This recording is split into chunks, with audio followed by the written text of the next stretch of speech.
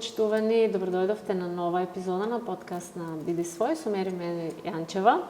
Јас уште на самиот почеток сакам да ја најавам мојата гостинка. На моје огромно задоволство се одзва на поканата Ристенка Костова, педагог во Средно основно училиште Димитар Влахов од Струмице. Добре ја дојде во мојот подкаст. Се надевам се чувствуваш убаво овде. Се разговаравме малце пред да започне подкастот. Добар ден на сите. Преголемо е чувството и задоволството да бидам дел од една ваква емисија како што е вашата. И уште повеќе задоволството мое затоа што денеска нели ќе поразговараме за нешто што е според мене многу важно. Тоа е тема која е безвременска, тема која заслужува да биде присутна многу често, да се дискутира на таа тема, посебно нели во денешнината, кога сме сите сведоци на тоа што се случува и навистина ќе зборуваме за нешто што ни е најважно. Тоа се нашите деца, а тоа се нашите ученици, а сите деца се иднината на нашето општество. Јас навистина во право сте кога спомна дека е безвременска тема, многу често се разговара меѓу нас родителите. Зборуваме како и наставници и родители во однос на тоа какво е однесувањето на децата. Факт е дека се менува однесувањето на децата на полошо, за жал нели во последно време, поведение на децата во училиштето. Тоа се некои теми кои многу често ги засегаат родителите и од таа причина ве поканив да разговараме со вас. Сепак вие сте со 20 годишно искуство, ако не се лажам, и најкомпетентна личност да зборува на таа тема.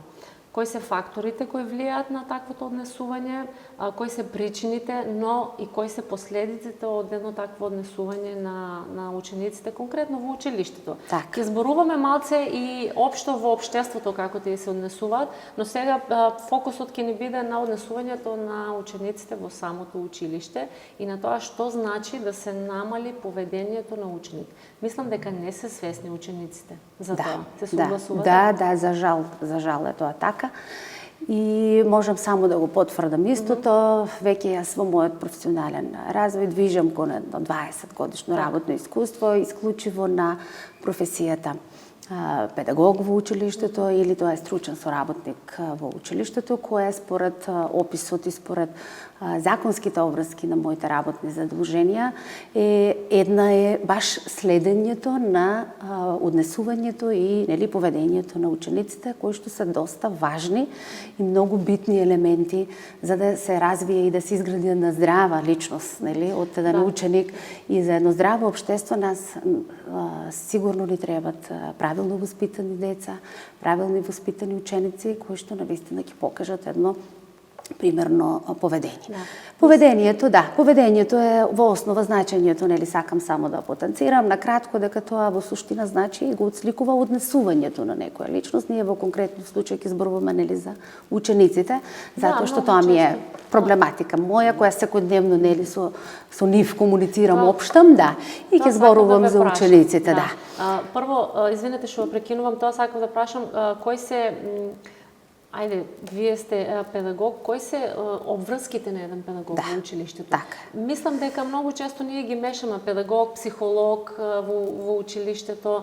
Која е вашата задача? И кои деца се предмет на ваша работа, например во училиштето? Со опис, нели, со опис на работно место педагог, јас во училиштето, согласно законот, вршам повеќе нели функции, но сега ќе спомнам една која е за мене многу важна и јас се фокусирам многу на таа категорија, тоа се учениците. Значи да го следам нивниот развој, доколку имат потешкоти, дали во учењето, дали во нивното однесување, и тоа треба да биде предмет на мое следење, да се направи една анализа, да се направи едно студиозно навлегување во проблемот, да се разгледат сите опции, зошто е тоа така направено, да се најдат, да се размислат кои ќе се најсоодветните техники, форми и методи кои ќе помогнат или ќе помогнам на детето кој покажува било каква форма на нарушено однесување или поведение, да му помогнеме да го извадиме на прав пат. Тоа е најважно. Спомнавте да се следи ученикот, но мене ме интересира дали по соодветна пријава вие стапувате со вашата задача, или има тоа врска да ги следите генерално сите ученици, пак кои се примети некое несоодветно однесување, вие реагирате? Да. Многу ме интересира Да. тоа, затоа што имаме деца кои покажуваат, нели, и поголема, како да кажем, агресивност, меѓутоа, за жал имаме и дечиња кои навидом се мирни, Да. не прават ништо, но од нив излегуваат многу поголеми проблеми. Сведоци сме што се случува еве и кај нас и во Србија, не така дале. Так. Треба ли пријава за тоа? Значи, ние во училиштето постапуваме согласно пишани нормално протоколи кои што се регулирани и со закон. Во Законот за средно образование се прецизирани, нели, тие, да кажам, педагошки мерки кои што ние можеме да ги примениме и треба да ги примениме во одредени случаеви, но тоа секој пат останува на тоа да одлучиме каква е сензитивноста, нели, на проблемот. Во моето работно искуство мислам дека секое дете, секој случај е различен сам за себе и е специфика и се однесува само, нели, за тој престап. Да. Меѓутоа имаме изградено систем на следење и тоа мораме да го правиме и сметам дека така треба да биде секаде. Се трудиме максимално да се вложиме во решавањето на проблемот, затоа што тоа се сериозни проблеми кои навистина го нарушуваат здравото општење на училишната средина и се во секој случај најнегативните појави. Така, во која смисла сериозни? Да. Извинете што ве прекинувам, многу сум љубопитна околу тие таа се интересни тема. теми, да, и Интересна многу имаме тема што да зборуваме. Да. Сега ми се врти во главата, знаеш, родителите меѓу нас знаеме да се споделиме во група пријавено скршени клупи, оштета на некој, оштетување на интериер во училиштето, насилство врз децата. Дали зборуваме за тоа сега? Значи сега почнавме, Кои сакаме се да го лошите, кои се така, нешто што така, значи тоа беше, нели, во контекст на тоа што почнавме да разговараме и, нели, за да го задржиме континуитетот, ќе стигнеме и до таа тема. Она што сакав да го кажам за училиштата е дека секогаш работиме нормално, нели, по пријава од класен раководител, наставници, затоа што тие реално се подиректно инволвирани со секојдневната работа со ученици преку нивните, нели, наставни часови. Меѓутоа, секогаш, јас сега ќе кажам за моето училиште, затоа што, нели, можам да кажам за тоа што го работам. Ама јас сум сигурна, различна сликата и во другите училишта, нели? Комуницираме ние со моите колеги кои навистина се препосветени на тоа, значи не постои училиште кое не сака да работи, да го открие и да го детектира проблемот. Крајот од проблемот на никој не ни оди во прилог и тоа се одразува на сите нас. Така да по пријава, нели, на возрастен наставник, па може и било кој вработен, меѓутоа класен раководител, наставник кој ќе пријави кај нас во стручната служба, ние веќе нормално го подигаме алармот на потребата дека навистина треба да се преземе нешто. Секогаш го повикуваме ученикот нормално на советодавно консултативен разговор, затоа што нашата работа претежно е советодавно консултативна, воспитна. Значи секогаш го бираме начинот да делуваме на детето за да може да го најдеме кој е проблемот, меѓутоа и да го одвратиме од таму од каде што тргнал, нели, сега во зависност од тоа што е спецификата. Водиме разговори, ама секогаш ги викаме, мораме да ги викнеме родителите, тоа морам да го потенцирам, затоа што тоа се сепак малолетни ученици и присуствата секогаш во изракувањето на мерките се во склад со присуство на нивните родители, се најавува, го објаснуваме начинот на тоа што значи да се изрече една педагошка мерка за детето, дека тоа не е само да се напише, дека таа има длабока трага потоа во подоцнешниот, како да ви кажам, во подоцнешниот развој на личноста на детето.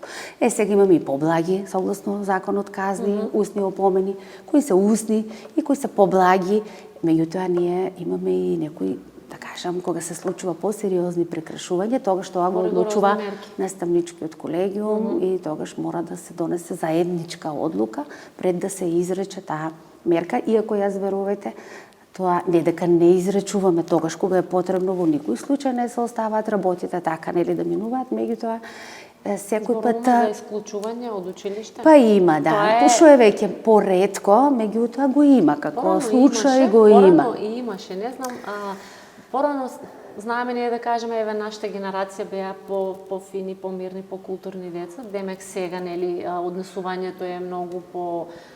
Не се деликвенти, кажавме, тие деца не значи дека се деликвенти, тие се само многу по-агресивни, имат повеќе енергија и социјалните мрежи си го прават своето. Апсолутно. Но некако не слушаме тука во јавноста да кажат, еве, тој е исклучен од училиште. Тоа го нема во последно време. Да, многу е ретко, тоа е многу ретко, затоа што тие форми се тие мерки веќе се премногу, да кажам, како по-високи и по-тешки, нели, да исклучиш ученик од настава, а средното образование согласно законот е задолжително. Едноставно сакам само да кажам дека пробуваме да работиме со детето за откривање на таа негова внатрешна потреба за да го прави тоа, затоа што децата имат некоја потреба, нели, да прикажуваат такво несоодветно однесување, да ги вклучиме сите фактори, а тоа е најбитно. Родителите да дојдат на разговор, на вистина разговараме, водиме исцрпни разговори, ги запознаваме родителите со тоа што значи да се изрече една педагошка мерка на дете од свој, кај нас прва година доаѓаат 14 години, завршуваат со 18, со оглед на тоа што таа мерка, ако не е примерно поведение, ќе биде добро или незадоволително, тоа се впишува во неговата педагошка евиденција и документација. Тие завршуваат со документ надвор понатаму со поведение кое што е добро, а тоа не е... Дали се свесни, тоа сакам да ве прашам, дали се свесни самите ученици што значи да им се намали поведението?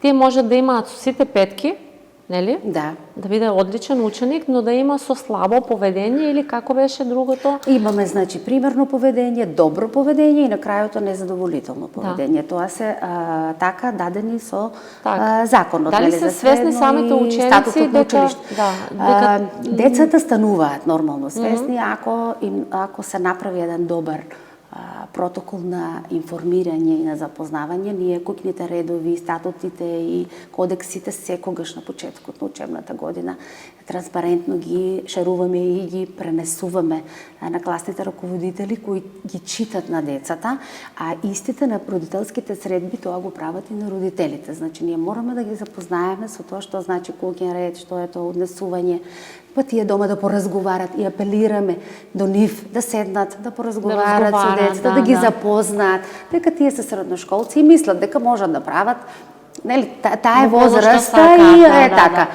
Кога ќе им се објасни на децата, кога ќе се седне, значи така вистински, исцрпно, аналитично, кога родителите на вистина ќе се посветат вистински на своите деца.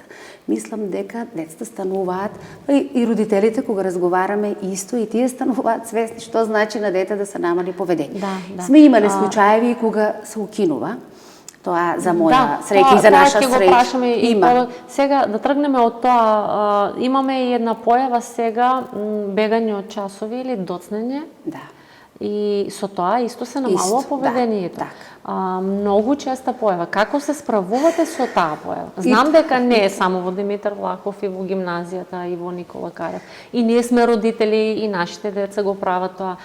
Како со таа една појава да се справиме? Како да им кажеме на децата дека не е во ред тоа? Да, значи и тој параметар влегува во како услов за, нели, да се изрече педагошка мерка. Согласно законот, ние согласно нашиот статус за работа на училиште, и сите училишта, напоменувам, мора да работат затоа што тоа е законски така дефинирано. Нередовноста е исто опција или причина, да кажам, за изрекување на педагошките мерки.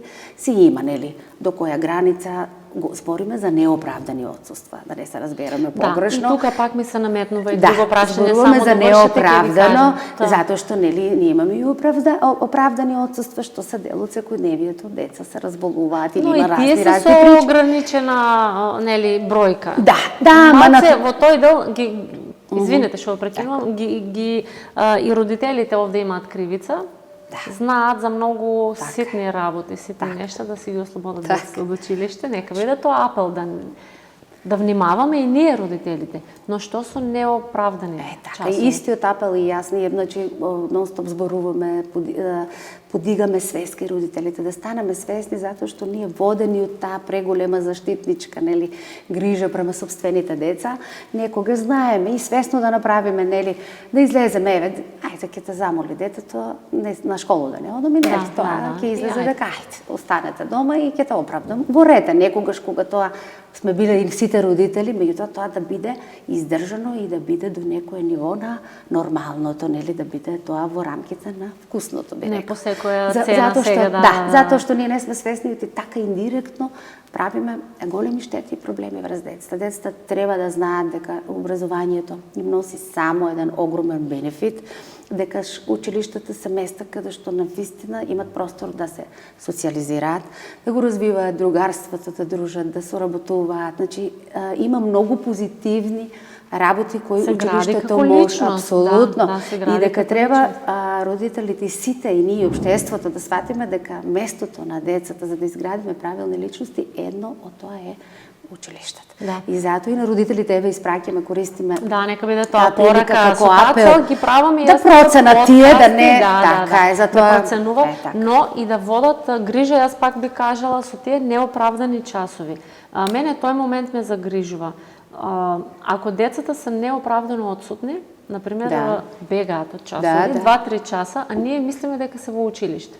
Има и такви случаеви, да. И во тој момент, не знам, се случи некоја незгодна ситуација. Кој е крив овде? Да, значи, верувајте дека ние школите сме навистина под будно око за таквите случаеви и на нашите собери, колегиуми, состаноци што ги држиме, навистина дискутираме на тие теми, дека ние исто имаме одговорност за учениците кога се времето кога е за нив да бидат во училиштето. Кога има случаи на такво неоправдано отсуство, не зна, родител не се јавил да каже, ама има спокојни, тие се на училиште. Ама има случаеви кога родителот ти не знае дека неговото дете не е на училиште, тој го испраќа уредно, нели? Детето се качува во автобусот и тие мислат дека е во на училиште.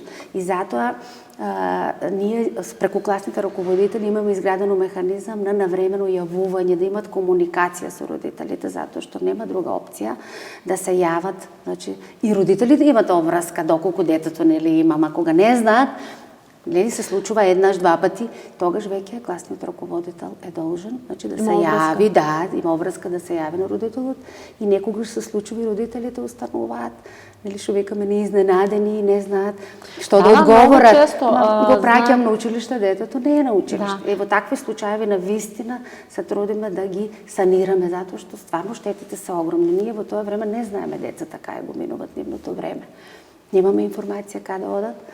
Да, и ниту не пак знаме што прават, да, ниту родителите. И тогаш постои простор да децата, нели, да добиваат некој друг правец кој е апсолутно недобар, ниту за самото дете, затоа што средношколците се во тие години, нели, кога годините им налагаат малку да бидат по како да кажам, они сакат да пробуваат се. Да, значи едноставно тоа им е во самите години. Се такви, ама затоа родителите, училиштето и општеството и такако мора да бидат будни и мора тоа будно да го следат и да работат исклучиво протоколарно, во смисла да се запазат сите процедури кои што ги наметнува, за да може да не се случува да имаме некои последици кои за жал може да бидат и можно е да се случат. Рестенка, според вашето, пак ја кажем, 20 годишно искуство не е малце, какво е вашето мислење? Дали родителите прифаќаат кога ќе ги повикате на разговор и кажуваат дека да, во ред, јас ќе работам со своето дете, или ја бараат вината во училиштето како институција? Како реагираат родителите? Па родителите секогаш кога нели добиваат покана, се трудиме тоа да биде по писмен пат, нели да си добие родителот покана. Некој пат нормално сега се случува и да се телефонски повика родителот. Кога ќе дојде родителот во училиштето, ние го запознаваме со тоа што нели нашиот ученик, неговото дете, нели, или нивното дете има направено. Јас генерално мислам дека родителите, кога разговараме и кога водиме искрени разговори, стануваат свесни во моментот за тоа што може да се случи, доколку нели не се вклучат и тие како родители вистински и ние нели како училишта, затоа што и родителите мора да признаеме и тие се соочуваат со една, да кажам, тешка ситуација, затоа што нели живееме во едно време не е време. Социјални мрежи, на интернет и Па се им е достапно на материјална, децата. таа една Сите трка за екзистенција, тој факторите како не смееме да го земеме, затоа што нели такво е времето, трка да се обезбеди таа материјална екзистенција за да може да опстане семејството, за да може децата да го добијат тоа што нели го имат другите деца. Сметате ли дека тоа е најголем фактор сега кај децата и да, нивното битен однесување? е тој фактор, да, затоа што Еве, направете ми една компарација, како е било пред, не знам, 10 години и сега. има разлика. Што се менува кај нив? Па самите промени во општеството кои што се случуваат, самите транзиции, самите, да кажам, општествени промени, кои нели промените се случуваат, па да не кажам секој ден околу нас. Ние не сме ни свесни дека околу нас се случуваат промени. Вредностите, па можам да кажам дека се веќе толку многу конфликтни, толку разнишани, толку различни, што му пречат на воспитниот елемент на семејството. И тогаш родителите се наоѓаат во една тешка позиција да и тие не знаат некој пат што е правилно, што не. Има родители и кажуваат отворено, не знам што да направам. Така пробав. Да, тоа беше прашањето, дали се искрени и дали имате соработка. Има, значи на крајот вие сте се трудиме да бидат. Сега нормално има случаеви кога и родителите, сега јас генерализирам, затоа што има поединични случаеви, и такви кои не соработуваат, ама јас можам само да генерализирам и да кажам дека родителите кои се повикуваат во најголем дел доаѓаат.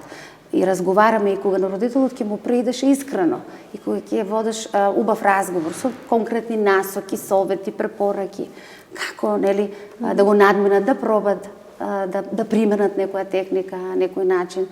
Мислам дека родителите стануваат тогаш во моментот свесни и покажуваат желба да променат нешто. И ние сме имали случаеви кога соработката е од родителот и од училиштето интегрирана. Така. Цврсто поврзана, затоа што тоа едно без друго не може да оди. Од крајот на денот сите и училиштето и родителите имат иста цел. Целта ни е да од учениците изградиме правилни личности, да направиме едни деца кои ќе бидат здрави генерации, кои што ќе можат да се носат со сите предизвици кои што демнеат во денешнината. И интересот е заеднички и тука нема дискусија и мислам дека кога тоа ќе го подискутираме со родителите, навистина стануваат свесни дека е време за да се алармира нешто и да се превземе.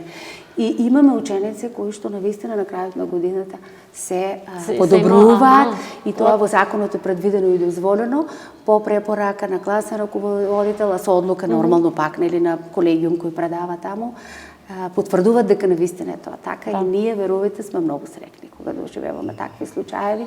Тоа е навистина успех, претпоставувам во вашата работа. Апсолутно, значи успех и на нас, и на родителите. И ги потенцираме како примери кои треба да бидат во иднина практикувани во поголем број на случаи. Само интегриран систем може да даде резултат. Да. Која е вашата, не знам, пак ќе кажам, искуство да ми споделите? Еве, имаме деца кои нели се навидно многу мирни, повлечени, тихи, но знаат да направат некој голем проблем. Ајде малку од психолошки аспект да ги погледнеме. Што мислите, од која причина децата на таа возраст, од 14 до 18 години, посегнуваат по такво неубаво однесување? Да. Вие сте педагог, но и психолошкиот дел го сега ќе спомнам, Ние во училиштето имаме комплетна стручна служба, педагог, психолог, специјален едукатор и рехабилитатор и социјален работник во училиштето, и тоа е една комплетна стручна служба која што навистина работи на детектирањето, односно повеќе на би рекла на превенцијата и на откривањето на разрешувањето на проблемот. И на причините да ги најдеме кои се, дискутираме многу често на таа тема. И затоа го фаќаме и тој психолошки момент, нели, кој што е неизбежен. Многу битно. Што може дете од 14 години да посегне по тоа насилство врз врсници? Што ги тера на тоа? Значи, без причина не може да се случи, нели, да кажам, еден малолетник да направи таков престап. Факторите се многу бројни. Јас ќе набројам неколку, ама ќе на крајот се фокусирам на тоа што според мене сметам дека е побитно и заслужува повеќе простор за дискусија. Број 1, мислам дека и не треба да се размислува и дека не треба ни да спомнеме дека тоа е семејството. Значи семейството е првата институција. Тоа е обществена институција каде што се удираат темелите на севкупниот развој на една личност. Детето кога се раѓа до својата 5-та година, првите контакти ги ствара внатре во семејството, а тоа е нормално со родителите кои што се активни челители и тие ја формираат таа заедница, нели, од семејство кое потоа со раѓањето на децата го прават семејството. Така да семејството, сите истражувања, значи не постои истражување и наука која се бави со тоа, да не кажа дека семејството е број еден фактор кој влијае. Од семејството тргнува се. Затоа што тоа е прво, тоа е основно, тоа е нешто што прво е за најбитното воспитно советувалиште е семејството. Таа е како матрица во која што нели се развиваат и е директно одговорна за формирање на, па ќе ти набројам овде, интелектуалното воспитување, естетско, етичко, работно. Има многу, значи, кои што влијаат за формирање на тие, а тие се многу клучни аспекти воспитни за формирање на комплетна една личност. Значи, семејството е број еден за формирање на личност. Покрај тоа, семејството и родителите и така кои имат улога да формират и емотивни врски со децата. Не е само вербалните комуникации, туку тие имат и такако улога да формират емоционални врски со децата. Тоа значи да се присутни со децата, да разговара. Ние сите кажуваме, разговараме, но да се дискутира, да бидат, ама има случаи кога нели децата имат потреба да бидат слушани, имат потреба да бидат сослушани, а возрастните да бидат активни слушатели и да седнат и да поразговараат. Да децата им дадат една слобода во комуникацијата, да дома бидат слободни да си ги кажуваат проблемите и да створат една здрава комуникацијска средина. Да, нека биде тоа апел. Многу често знаат да зборувам со детето, постојано зборувам, но една претходна гостинка исто беше психолог од Никола Карев. Го спомна истиот збор како и вие, да бидат присутни. Со децата. Така, се согласувам со колешката, дека тоа е дел од нашата област и нашата, нели, нашиот апел што е стручен и што навистина дава резултати. Да се вклучат, значи да се вклучат активно, да бидат активни слушатели на нивните деца, за децата да знаат дека тука е родителот во секое време за нив да ги сослуша и дека секогаш е спремен да биде нивна поддршка, да биде нивна да дава сигурност, затоа што на децата во денешно време им треба многу разговор. Премногу да сакат да бидат сослушани. А родителите пак ќе се навратиме ради таа трка за екзистенција. Децата се препуштаат на некој начин сами и нивното слободно време се преокупира и се партиципира со работи кои навистина им делуваат штетно. Значи, ако му дадеш на детето 5000 денари, он ќе излезе и тоа ќе биде среќно. Апсолутно. Поважно е да седнеме дома пола сат да поразговараме со детето. Тоа е многу важно. Јас верувам дека сите родители имат слободно време и покрај динамиката која навистина е тешка. Да не биде тоа оправдање? Апсолутно, значи сите сме на некој начин претопени во тоа ново време, нели сите го живееме таа нова ера на промени и ние сме дел од тоа време. Меѓутоа, тоа да биде слободното време кое што го имаме, го имаме, можеби пократко, ама секој има време и приоритет да ни биде приоритет даваме на децата. Да седнаме и на вистина да ги сослушаме. Децата имат потреба многу за разговор. Еве, пример пак ќе ги земам кршење клупи во училиштата. Тоа е исто така појава која се почеста и почеста. И кога ги повикувате на разговор кај вас, која причина вие наведуваат? Многу ме интересира како нивниот мозок функционира, како размислуваат, зошто имаат потреба тоа да го прават? Досадно ли е на часовите, имаат ли некои психолошки проблеми тие деца или од дома бесочое го вадат во училиштето? Многу фактори се зависи зошто потребата од тоа, од таа агресивност? Така, многу фактори се во игра и пак ќе кажам, зависи од случај до случај. Ако земаме нели кршење на инвентар, тоа е школски инвентар или училишен инвентар, кој согласно статутот и законите не сме да се уништува, нели? Тоа е нешто што треба да се грижиме за нив и дека и децата да им наметнеме став дека тоа треба да кај нив предизвика грижа, да се грижиме за тоа што е општествено добро. Тоа е за нив, нели, тие ги користат клупите, столчењата и не смее да се уништува, односно не треба да се уништува, меѓутоа еве се случуваат и такви работи кога се повикуваат на разговор. Обично учениците гледат да се изземат од одговорност, нели, не сум јас, па се префрла одговорноста. Како да. И ме интересира како завршува сето да, тоа. меѓутоа навистина ако се оди до крај, ќе се најде причината и секогаш ги повикуваме виновниците. Се трудиме секогаш да ги известиме родителите нивни. Тие треба да знаат дека нивното дете во училиштето прави таква работа, која сигурно и тие не се согласуваат, нели? Родителот задолжително срамота, така е, тоа се враќаме сега на тоа што значи неубаво однесување и поведение. На никој не му е во прилог неговото дете да покажува лошо однесување. Сите, нели, се трудиме од детето да направиме здрави личности кои ќе имат навистина добро однесување.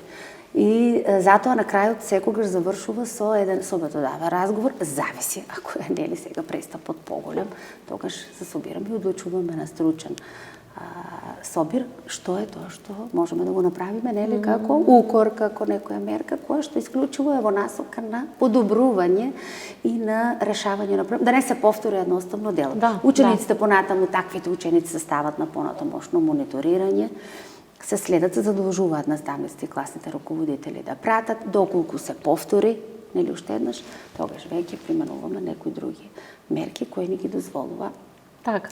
И за мерките сакам да прашам, дали сметате дека треба нешто да се промени? Ако бидат некои по-ригорозни мерки, да кажем, во рамки на училиштето, дали сметате дека децата ќе добијат малце повеќе почит и, не знам, страф од тоа? Може би сега некако поминува тоа со укор и поведение, и тоа не им значи многу во моментот на децата и тие го повторуваат тоа. Да. Нели, предпоставувам, има ученици кои константно прават проблеми во текот на училишната година. Твое мислење, дали може со некои, не знам, построги мерки, санкции, да се не може да го искорениме тоа, но да им дадеме до знање дека не смее тоа да се прави. Да. Сакам сега да се сетам, нели, затоа што спомнав, сепак приближно 20 години работен стаж, тоа се толку многу ситуации, толку многу различни. Еве, една година ми кажа, сега сте 780 ученици само една. Замисли секој еден да скрши по нешто, да направи нешто. Ќе нема училиште. Тоа е многу, да. И јас сум среќна што еве не е така, нели? Не е така, да. Во моментот нашето училиште има запишено 784 ученика од оваа учебна година, прва, втора, трета и четврта година, вкупно на ниво на училиште се 784 ученика. Не се, нели, нормално сите ученици. Ние кога зборуваме, пак повторуваме, потенцирам, зборуваме генерално. Така да зборувавме за ако скршат сите клупи, да. Значи тоа е убав пример. Навистина ние ќе немаме училиште и тоа ќе биде нормално. Знаете зашто? Да, пак ќе кажам, прашувам, еве, се случило и кај нас и кај Керкичката во училиште, скршени клупи, се пушта порака, па се бара виновникот и тоа трае и трае. Па нека се казни, нека биде поголема казна, нека плати, ако се открие виновникот, нека плати само детето клупа. Ако не е целиот клас, нека купи нова клупа, па да видиме дали ќе крши наредниот месец. Да. И во прилог на тоа и училиштето правевме и такви правилници. Нели, правилници се во вид ги правиме како пишани документи, се со цел, нели, да можеме да вршиме некоја контрола и да ги намалиме таквите појави. Да тие родители и деца се запознаат дека доколку скрши клупа и инвентар, дека за тоа, нели, се одговара, се со цел да подигнеме свест, за да можат децата да станат свесни дека не треба тоа да го прават, а доколку се случи правиме вистински напори, навистина случната служба се уклучуваме и ние наставници и бараме да дојде родител на разговор. Меѓутоа, некој пат наидуваме, нели, на решение и разрешување на проблемот, некогаш, за жал, не можеме да ги разрешиме. Знаете зашто постојано тоа го повторувам, Рестенка, тие се потенцијални и деликвенти понатаму во општеството. Не велам дека секое дете кое е проблематично во училиште понатаму ќе стане деликвент, но од овде може да се открие и самиот став на детето и размислување и да се преземат некои мерки за понатаму тоа да не прерасне во поголем деликвент во општественото живење, нели? Така. Претпоставувам вие ја имате таа клучна улога. Да, и затоа прашав дали мислите дека со некои промени во мерките и казните би придонеле за да се подобри младите да се подобрат како личност? Да, мерките согласно законот се предвидени. Почнувајќи од усна, опомена веќе можам ако нели нешто значи да ги спомнам затоа што тие се пропишани во законот за средно образование и во нашиот статус за работа на училиштето, а статусот е во согласно со законот.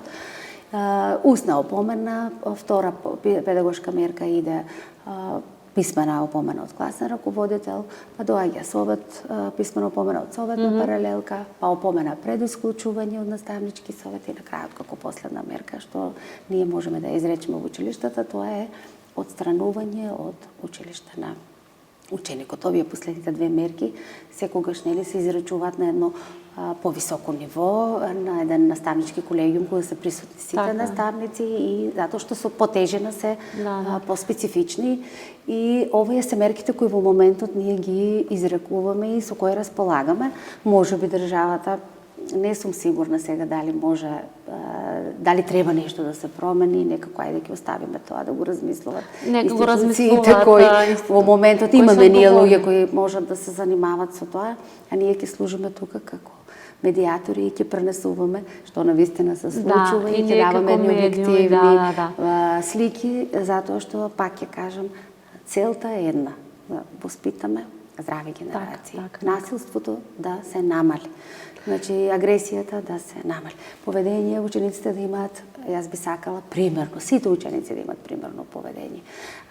Тоа во суштина значи дека ученикот се однесува добро. Се однесува добро према своите соученици, се однесува добро према своите наставници, према возрастните, према родителите. Има добра самоконтрола, има добра самопочит, има емпатија.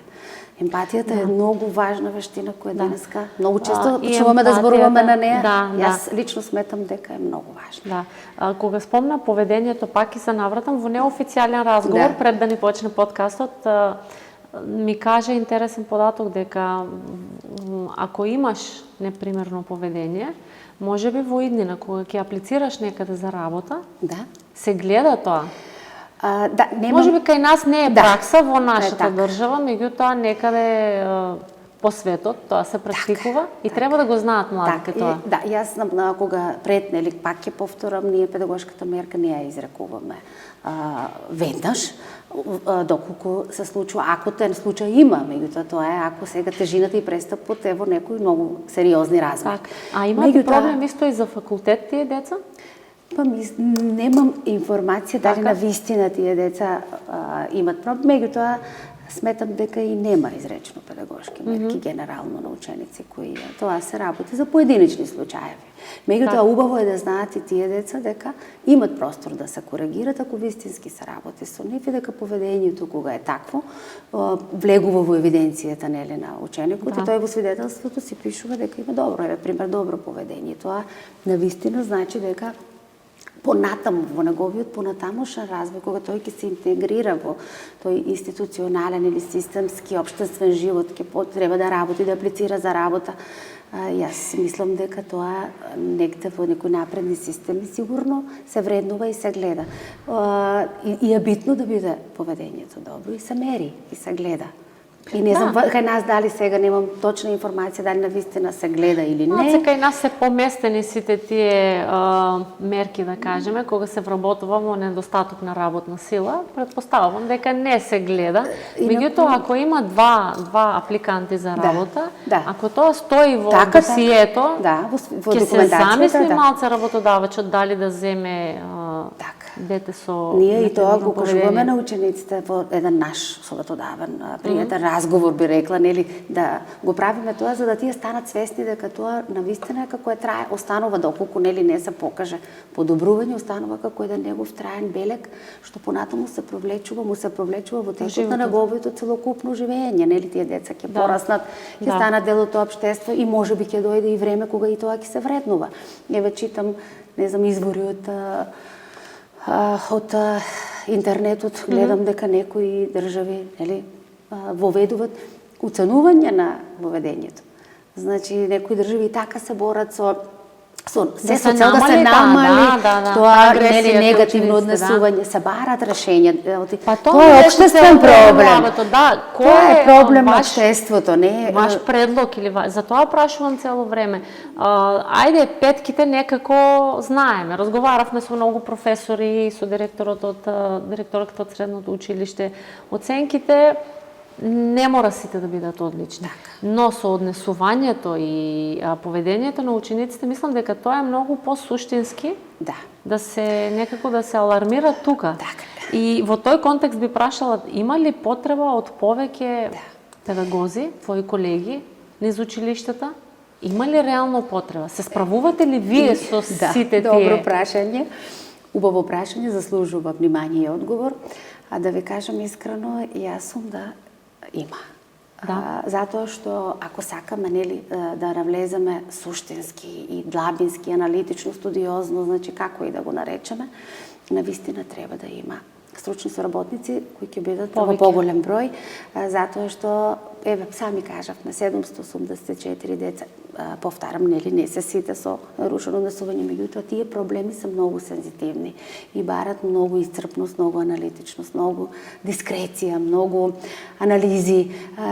Со тие деца си бара посебна работа и треба да се посветиш максимално. Ние го правиме тоа нормално, некогаш се случуваат пропусти, меѓутоа стварно се трудиме да делуваме затоа што покрај таа работа која сметам за приоритетна и битна, секогаш кога имам работа, давам предност на учениците, а другата работа, ако административно-техничка, ќе ја завршам.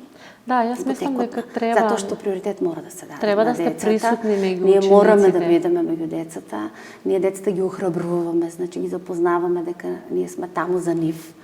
Дека ние сме стручни соработници кои сме да им помогнеме, не сме да ги казнуваме. Дека сме луѓе кои можеме и како да им помогнеме. Како ви чувствуваат децата конкретно во вашето училиште? Јас сега нели да не делувам нескромно, не знам, нели пак сепак да не излезе дека меѓутоа јас имам печаток дека имам добра комуникација со учениците. Сите ние од стручната служба се трудиме да се доближиме до децата. Знаат ли самостојно да дојдат децата и да кажат ми треба разговор? Да, има случаеви кога ќе дојдат и ќе кажат сакам да разговарам. И зашто најчесто разговарате? Убаво чувство кога детето ќе дојде и се охрабри и така треба да биде. Значи треба децата да се охрабрат и да дојдат, да имат еден свој простор каде што ќе бидат слободни да си го кажат, нели, својот проблем. Било каков да биде. Не мора секогаш да биде со насилство, можеш да биде и за настава, може да биде и со потешкоти во учењето, за оценка, за однос наставник-професор. Значи, училиштето работи на многу проблематики, нели, не е тоа само образовниот дел. Ние сме и образовно-воспитна установа, таму обработуваме теми од секојдневниот живот на децата. Не е само, нели, тој образовниот дел. Така да кога ќе дојде дете и да се одважи само да побара помош, верувајте, чувството е многу убаво, затоа што се осеќаме корисно и сакаме да бидеме таму за нив. Секогаш разговараме, сослушуваме и во зависност од тоа, нели, што е проблемот, правиме една стратегија и начин како ние да го заштитиме самото дете, да не биде приметено, нели, тие се сепак деца, да не бидат етикетирани, нели? Уште постои таа стигма, уште постои таа табу тема дека ние постоиме таму само за тоа. Меѓутоа за тоа треба време и треба да им покажеме со примери, со дела дека децата ние не сме таму за учениците само за кога ќе направат, нели, нешто недобро, туку напротив, таму сме за нив да разговараме и за теми кои навистина, затоа што ние сме, нели, за тоа и устручени, затоа сме таму во училиштата, да бидеме нивна подршка. Така да се трудиме. Ќе го спомнеме и врсничкото насилство, знам дека постои кај нас. Каков е твојот став? Имаме ли врсничко насилство се повеќе и почесто во Струмица? Што се случува? Пак ќе кажам, кои се причините, зошто децата да реагираат така? Да, социјалните мрежи, тоа е број 1, тие влијаат, но претпоставувам има и некои други причини кои го доведуваат до тоа. Да, значи врсничкото насилство е тема која се повеќе и повеќе партиципира па и во медиуми, во секојдневниот живот, често слушаме за нив и со право, значи, се случуваат, се зголемува, ајде да кажеме. Ајде прво да го дефинираме, врсничко насилство. Да, значи тоа е исто, тие се прическо ги мешаат мобинг, врсничко насилство, сега имаме повеќе странски изрази и се е тоа испомешано. Да, булинзи, значи мобинзи, видете, значи, може би да не навлеваме во толкова терминологија, може би треба само да кажеме дека врсничкото насилство е многу негативна појава која е присутна сега и прави огромни штети врз развојот на личноста на едно дете, затоа што менталното здравје на децата, на помалите деца е многу кревко и многу осетливо на секакви удари на вознемирување, на омаловажување, на исмејување, на се што е негативно во делот на негативното однесување. Нели спомнавме негативното поведение, во суштина и тоа.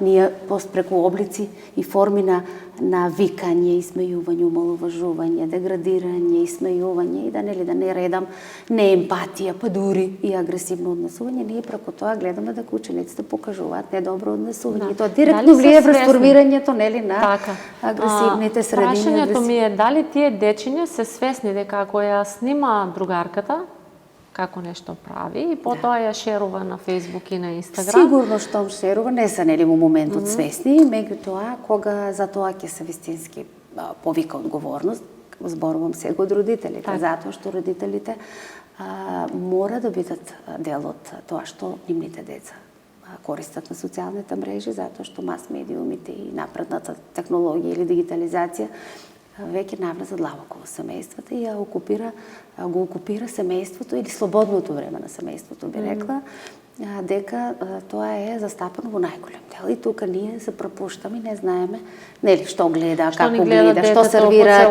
Затоа што тоа исто е поттик за развој и за поттикнување на агресивното однесување, затоа што игрите што ги играат децата на нивните компјутери. Па тие челенџи на TikTok, па знаеме. Филмови со содржини каде што има некои сцени кои предизвикат насилство, значи тоа се индикатори и поттикнувачи на тоа насилно однесување.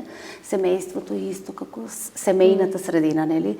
Децата кои што растат во една насилна и агресивна средина се потенцијални поддржувачи и реализатори, нели, на насилно однесување и тоа нормално се рефлектира и во училиштето и не случајно пак се враќаме да апелираме на родителите дека многу треба да внимаваат, затоа што тие се најмоќниот модел за идентификација на нивните деца. Најмоќното оружје за идентификација тоа е родителот. Децата безусловно веруваат на своите родители и така треба да биде. Затоа што тие си ги сакат родителите најмногу и тие мислат дека родителите тоа што го прават, тоа е најисправно и така треба исто да прават и тие.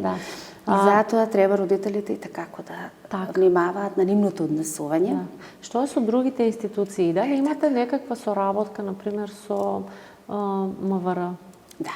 Во однос на, не знам, некои превентивни предавања?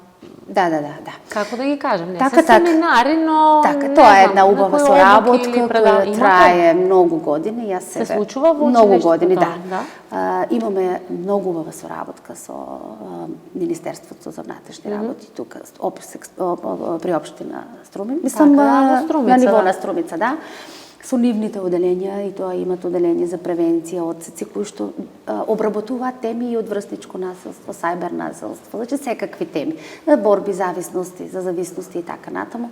И сме имале доста успешни практики, доста успешни работилници, би рекла, предавање, дебати на учениците кои што дале исто добар резултат, ради тоа што сепак ја подигаме свеста на едно повисоко ниво, ги едуцираме, ги запознаваме. Има ли интерес кај учениците? Па да, има. Значи, жал ми е што некој пат не можеме да допреме до сите, меѓутоа секој пат бираме и апелот мој кога има, секој пат велам да ги вклучиме што е можно повеќе сите ученици да слушнат, значи сите деца да бидат запознаени со тоа затоа што навистина, пак ќе кажам, им треба тоа. Тие се недоволно едуцирани и социјалните мрежи што ги користат се недоволно информирани и едуцирани. Не ги знаат кои се последиците од тоа. Не ги знаат, да. Не го користат правилно, а интернетот има и такако позитивна страна. Значи, ние не можеме да ги иземеме дигитализацијата. Промените се дело околу нас. Да, интернетот е тука, но ајде да пробаме да го користиме позитивно. Клучниот момент е дали ние правилно менаџираме со промените и како ние се поставуваме да го менаџираме тоа модерно време, да го најдеме, нели, што викаме ние, таа една средина каде што ќе може децата без дигитализација не можеме да ги воведуваме во модерниот свет. Меѓутоа да го користат тоа што е корисно, едукативно, тоа што навистина ќе им донесе бенефит, а не да го трошиме времето на нешто што апсолутно е само трошење на време и не само што го трошиме времето, и навистина само негативности носи. И затоа во последно време доста е зачестано тоа сајбер насилството како една форма на булинг, нели? Да, врсници. Да. И тие сами меѓу себе. Да, и праќаат, тоа користат пораки, слики, застрашувачки, да кажам, поградни зборови кои навистина се со една единствена цел да направат вознемирување и повреда на некој на кој се испраќа. И тоа е навистина сериозно. И затоа треба кога ќе Па не ни се далеко, во Србија се случија две убиства и тоа од малолетници. Тоа ме загрижува.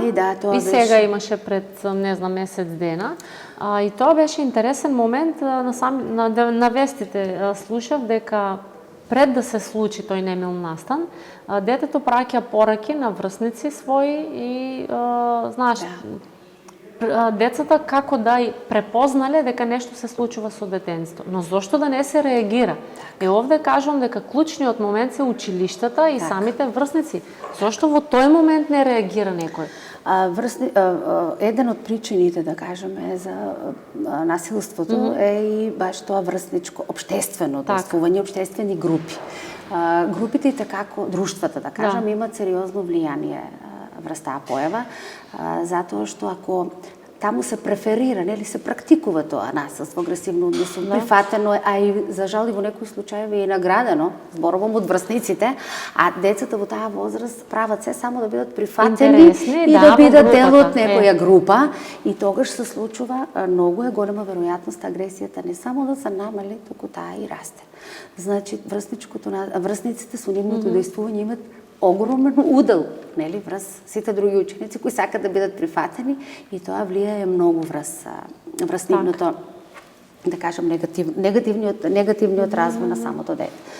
А што се однесува до Србија, да ви кажам, тоа беше лани случај кој навистина сите не запрепасти. Јас лично бев шокирана и вознемирена, не толку многу разбранува, и затоа што тоа беше нешто ново. Тоа е нешто што прв пат се случи во регионот, зборувам за таков размер. Тоа беше толку висок чин, акт, форма на насилство, што навистина имаше и фатални последици, и тоа не малку.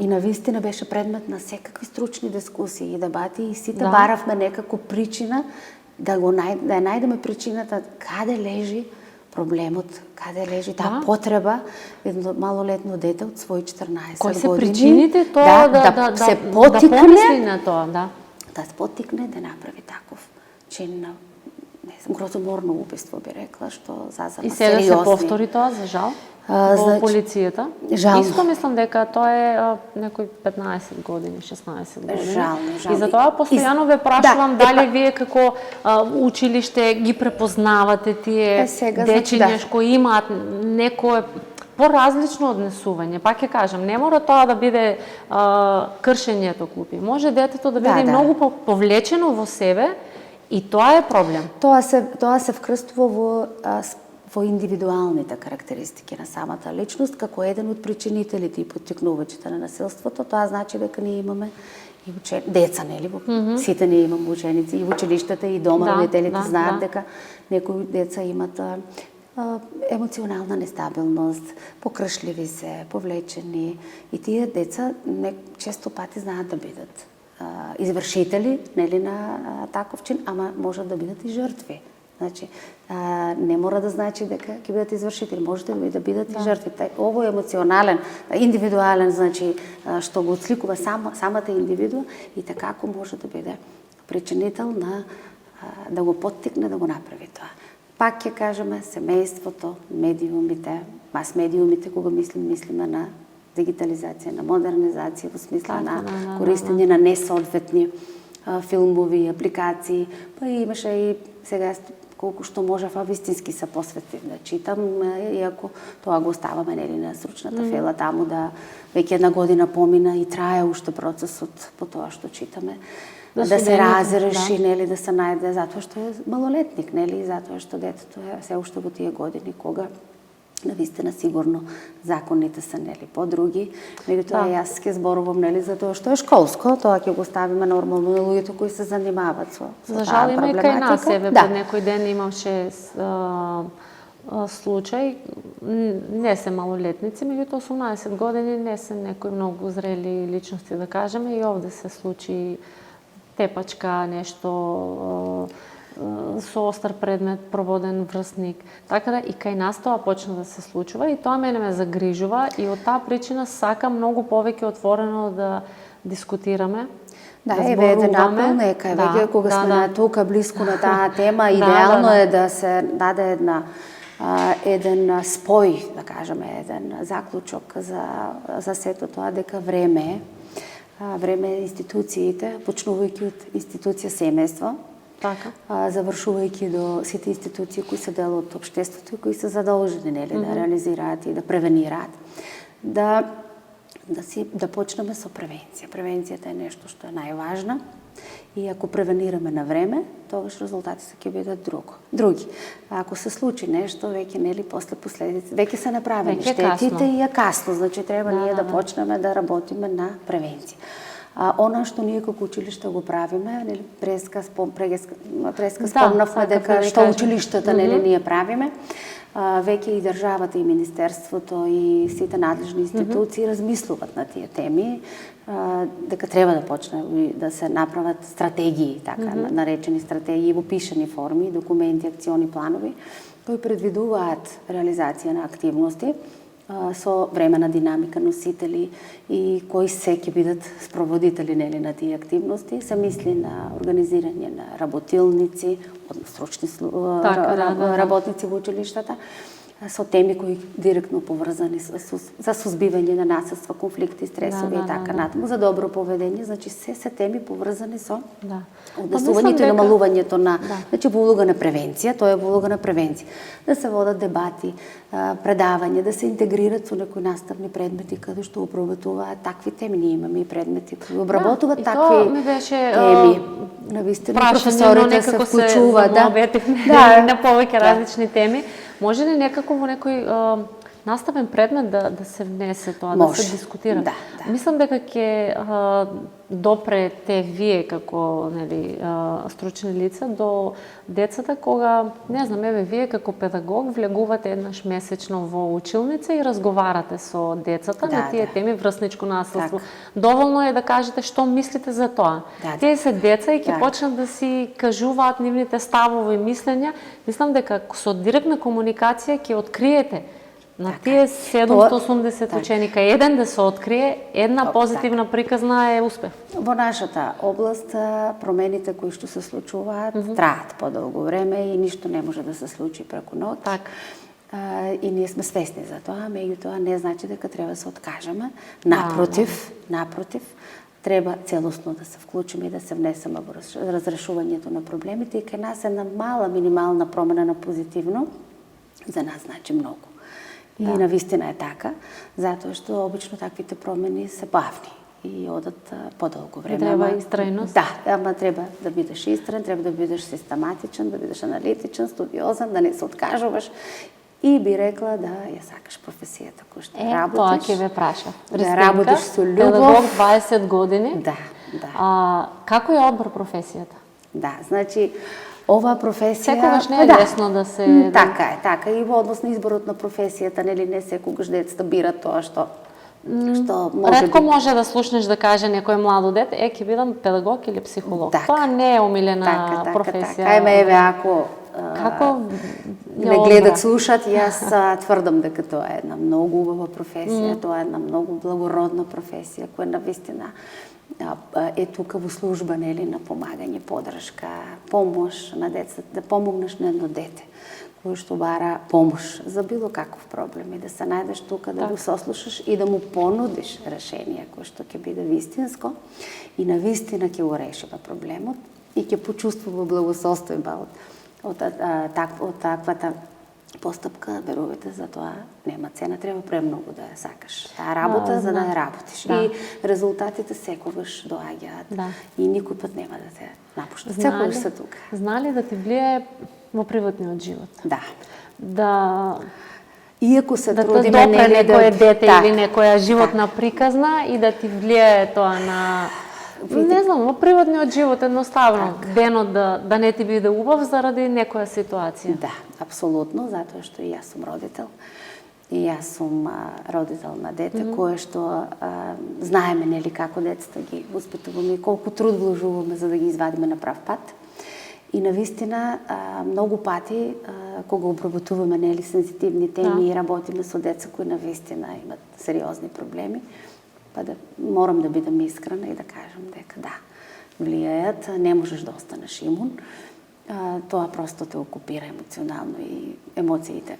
Да, иако се трудиме да не делуваме, да дадеме, нели, пример дека треба секој пат професионално да се истераат работите, меѓутоа од крајот на денот и ние сме таму луѓе кои што не допираат судбините на децата, на семејство. Тоа се сепак дете. Пак повторувам, децата се најмалку криви. Ние не можеме во децата да ја бараме кривицата, туку кривицата секогаш мора да ја бараме во возрастните. Децата се најмалку криви за тоа што го прават и за тоа што се случува. И затоа еве и родителите, пак повтараме, треба и не само еве родителите ги спомнуваме за тоа што е таа темата, они се директно инволвирани со, нели, сепак се малолетни, зборуваме за малолетни дечиња. Меѓутоа сите ние како општество, затоа што тоа е општествен проблем. Општеството има сериозен проблем со тоа, со агресијата и со насилството, кој што зазема голем број. И верувам дека и родители, и ние сите, и општество, и сите инволвирани членки, сите инволвирани страни кои што се, нели, внатре, што работат на таа проблематика, мора да се сложиме дека мора да понудиме ние подршка, помош на децата. Тоа значи да ги следиме, родителите да се будно, повторно повтараме, да се вклучат во разговорите со децата, да ги следат, да ги контролират, да бидат присутни тука со нивниот, да бидат дел од нивниот развој. А ние училиштето пак да помагаме и да поддржуваме нормално тоа што е наша обврска и задача и мислам дека ќе делуваме и ќе допринесеме да се промени и општеството, кажавме, секако, значи преку нивните институции кои што неселективно ќе пристапат и ќе ги решаваат проблемите. Ме интересираше уште ова, знаеш ли, надвор од училиштето, некако како еден вид професионална деформација, да дадеш некој совет или консултација на млади околу себе. Секогаш, кога некој ќе побрани, имаме ученици кои веќе завршиле. Знаете да ти пишат после училиште некој од дечињата да бараат совет од тебе? Има и ученици кои што сакат. Најважно е кога ќе те видат и навистина, ако си оставил нормално впечаток така како што навистина треба сите ние да се однесуваме со децата, никогаш нема да изневерат и секој пат го покажуваат тоа дека е навистина било така и знаат дури и да ти се насмеат, да те поздрават. Тоа е нешто што, верувате, на нас ни носи многу голема радост и среќа. Ние за тоа постоиме во училиштата и за тоа таа е нашата примарна задача. Да делуваме воспитно и да изградиме деца кои што не само кога се во училиштето, и кои ќе бидат надвор, и кои ќе станат возрастни. Насилството кој го спомнавме и така како треба да се решава, затоа што тоа встанува понатаму, прави проблеми во подоцнешниот развој во животот на секоја единка. Ако не се реши на време, ако не се најде, нели, соодветно решение за да се стопира и да прекине. Тоа ќе трае и понатаму. Затоа што насилството не е еднократно, тоа трае повеќе пати. И тоа е нешто што се случува повеќе пати и треба да се подигне алармот на превенција најпрво, а потоа на решавање на тоа што значи проблем. Искрено не знам колку, ние сите се трудиме, еве и подкастот се снима со таа намера, да дадеме апел, да го слушат не само родителите и децата, И кажуваме колку е битно, нели, да не се прави тоа насилство, затоа што и на тоа дете што прави насилство и на него може да му се случи, тоа може да значи живот за некој. Така да нека биде апел до сите млади и до сите родители, ширете емпатија, помогнете на кој можете, но да не се нанесе зло на другарите и на школските. Апсолутно сум за тоа, јас емпатијата како вештина ја препорачувам, меѓутоа тоа треба да биде наш стил на однесување секојдневен. Зборам за возрастните. И на родители, и на наставници, и на учители, и на воспитувачи, и на сите кои водат деца. Се мисли на сите воспитувачи, не се само родителите. Родителите се основните, примарните ги кажавме, меѓутоа потоа децата се идентификуваат и со ликови кои подоцна ги добиваат, нели, како што одат системски понатаму и како се вклучуваат во општествениот живот. И тоа е еден од препораките кои мислам дека треба да допре до секој, да бидеме позитивен пример. На однесување сите ние и дека општеството не го сочинуваат единка, туку општеството сите ние го правиме да биде. Сите сме дел од тоа општество и дека доколку сакаме да понудиме, да доживееме промена позитивна во општеството, секогаш мора да тргне секој од себе, да се свртиме кон нас. Тоа е нешто и да кажам дека алтруизмот, емпатијата, добронамерноста, љубезноста, тоа се нели вештини кои ние мораме да ги покажеме како примери во нашето однесување, за да може на децата да им покажеме како понатаму тие ќе шират безусловна љубов, поддршка, сочувство, само поддржување на некој кога му е тешко, да му се помогне, значи да развиваме еден емпатичен свет. А емпатијата не е ништо друго, туку да се ставиме во улога на другиот и да се потрудиме да го разбереме и да видиме како би биле ние во таква ситуација. А емпатијата е директно поврзана со агресијата. Ако имаме ние повеќе емпатични, развиени индивидуи, насилството нормално дека ќе се намали и нема да биде дел од животот на едно дете. Секој дете заслужува да живее во една среќна средина, во едно семејство, прво дека што брачните партнери развиваат еден убав партнерски однос, кој се базира на почит, на разбирање, на поддршка, на љубов. Децата со самото тоа што се присутни во таква средина, тие ќе имат бенефит и ќе можат да растат во едни здрави личности, отколку да преферираме нели негативности, агресии, средини каде што ќе доминира овој некоректен однос према брачните сопружници. Многу од подкастите ги завршуваме на овој начин со апел да прво да се работи внатре во семејството, па понатаму се нели и градинките и училиштата и се, но се потврдува секогаш тоа е решението и факт е дека треба во семејството да бидеме прво. Секој дисфункционално семејство е потенцијален извор на и деликвентни деца и деца со неуредно однесување. И затоа, родители, работете со своите деца, зборувајте, бидете присутни со нив, разговарајте. И јас се надевам дека вие како педагог сте секогаш отворени за секое дете, може да тропне на вашата врата, да разговара за било што. Не мора да биде некој сериозен проблем. Едноставно, ако детето не се осеќа убаво во таа средина, убаво е да разговара со некој. Тоа и нели го зборувавме и им го кажуваме на децата. Училиштата и треба да прават атмосфера и средина кога така да кажам некоја комфортна зона во која детето се чувствува слободно и да дојде да се одважи да каже, ама тоа треба ние возрастните да им го кажеме, затоа што многу деца и не се решаваат да го споделат, го премолчуваат од страф на тоа дали како ќе биде разбран, што ќе биде, нели како ќе реагираат, нели општо значи детето не е спремно да биде слободно и да отворено разговара. И затоа ние апелираме, охрабруваме и толку колку што можеме да допреме до децата, секогаш да дојдат да го кажат проблемот, затоа што само така може да најдеме решение и да излезат од оваа непријатна ситуација, затоа што тоа ствара само негативни емоции, непријатна средина за самото дете, а училиштата не смеят да бидат тоа. Ние како училишта и така мораме да бидеме поддршката за правилен раст и развој и да изградиме едни образовани, воспитани генерации, затоа што училиштата не се само образовни установи каде што ние образуваме, го реализираме образовниот дел. Секако и образованието е важно. Нормално тоа е еден од факторите, нели, за да имаме едно добро. Меѓу тоа, така, воспитниот дел е исто многу важен. Од тие години би рекла, да. Апсолутно, и тоа мора да оди во корелација. Зошто викаме воспитно образован или воспитно образован систем, а тие се причиско последично поврзани и едно со друго одат рака под рака, што би рекле. И затоа, значи, образование без воспитание или воспитание без образование би било малку потешко и затоа сите, еве апел до сите институции да направат една координација, интеграција, силна врска, да можат на семејството да му ги вратат силните функции што ги има семејството, да можат вредностите да се почитуваат и да може тоа што е многу клучно, да имаме среќни деца, деца насмејани лица, деца кои ќе имат среќно и безгрижно детство, а негативните појави нема да бидат составен дел од нивното детство.